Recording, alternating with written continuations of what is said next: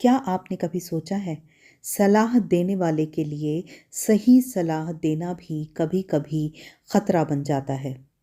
Hello and welcome to कहानियों का पिटारा bye Anju में। फ्रेंड्स, हम बात कर रहे हैं पंचतंत्र की कहानियों की और इसी कड़ी में आज की कहानी है चिड़िया और बंदर। तो चलिए शुरू करते हैं। एक जंगल में एक पेड़ पर गौरैया का घोंसला था। एक दिन कड़ाके की ठंड पड़ रही थी। ठंड से कांपते हुए 3-4 बंदरों ने उसी पेड़ के नीचे आश्रय लिया। एक बंदर बोला, कहीं से आग तापने को मिले तो ठंड दूर हो सकती है। दूसरे बंदर ने सुझाया, देखो यहाँ कितनी सूखी पत्तियां पड़ी हैं, इन्हें इकट्ठा कर हम ढेर लगाते हैं और फिर उसे सुलगाने का उपाय सोचते हैं। बंदरों ने सूखी पत्तियों का ढेर बनाया और फिर गोल दायरे में बैठकर सोचने लगे कि इस ढेर को कैसे सुलगाया जाए। तभी एक बंदर की नज़र दूर हवा में उड़ते हुए एक जुगनू पर पड़ी और वो उछल पड़ा। उधर ही दौड़ता हुआ चिल्लाने लगा, देखो हवा में चिंगारी उड़ रही है, इसे पकड़कर ढेर के नीचे रख कर फूकेंगे तो आग सुलग जाएगी। हाँ हाँ कहते हुए बाकी बंदर भी उधर दौड़ने लगे।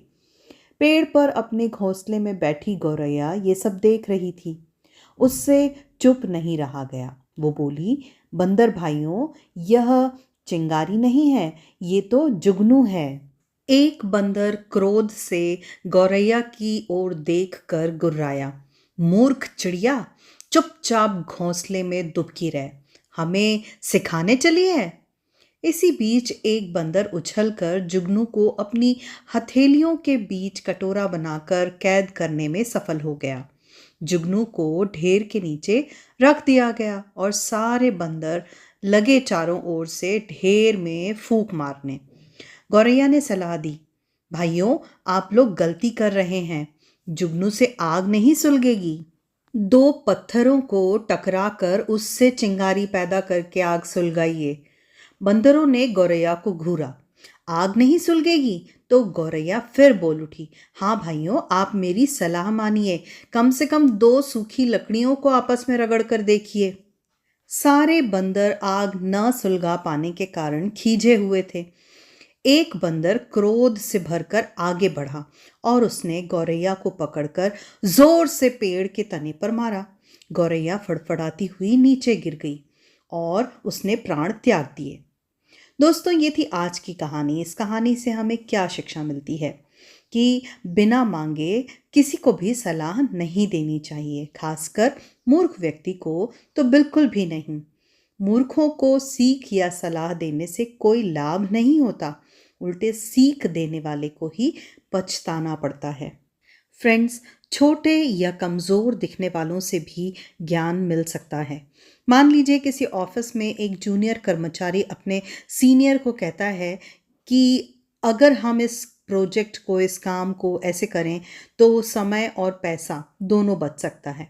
लेकिन सीनियर अपनी ईगो के कारण ये सोच कर कि ये छोटा मुझे क्या सिखाएगा, उस कर्मचारी को डांट देता है या उसकी बात को नज़रअंदाज कर देता है। नतीजा होता है कि प्रोजेक्ट फेल हो जाता है या कंपनी को नुकसान हो जाता है और बाद में ये समझ में आता है कि उस कर्मचारी की सलाह बिल्कुल सही थी। यानी सीख ये है कि समस्या पद या उम्र से नहीं, समझ से हल होती है। गुस्से में लिया गया कोई भी फैसला अक्सर गलत हो जाता है। समझदार की सलाह को शांत मन से सुनना चाहिए। और दोस्तों, अपनी नाकामी दूसरों पर निकालना ये बहुत बड़ी नासमझी का काम है। जैसे कि हमारी कहानी में बंदरों ने अपनी नाकामी को पूरी तरह से गौरैया के ऊपर निकाल दिया और बेचारी चिड़िया को अपने प्राणों से हाथ धोना पड़ा। तो ये कहानी हमें ये भी सिखाती है कि गलत आदमी के सामने सही बात कहना कभी कभी खुद को चोट पहुंचाने जैसा होता है। इसलिए समझदारी सिर्फ सही सलाह देने में नहीं है, बल्कि ये जानना भी ज़रूरी है कि किसे सलाह देनी है और कब चुप रहना है। ना समझ को समझाने से पहले ये समझ लेना ज़रूरी है कि वो समझना भी चाहता है या नहीं। सो फ्रेंड्स, ये थी आज की कहानी। अब हम मिलेंगे अगले वीडियो में किसी नई कहानी, किसी नई रचना, किसी नई कृति के साथ। तब तक के लिए आप अपना बहुत ख्याल रखिए। इस वीडियो को लाइक कीजिए, चैनल को सब्सक्राइब कीजिए और अपने कमेंट्स में हमें ज़रूर बताइए ये कहानियाँ आपको कैसी लग रही हैं और ये कहानियाँ आप कहाँ से सुन रहे हैं।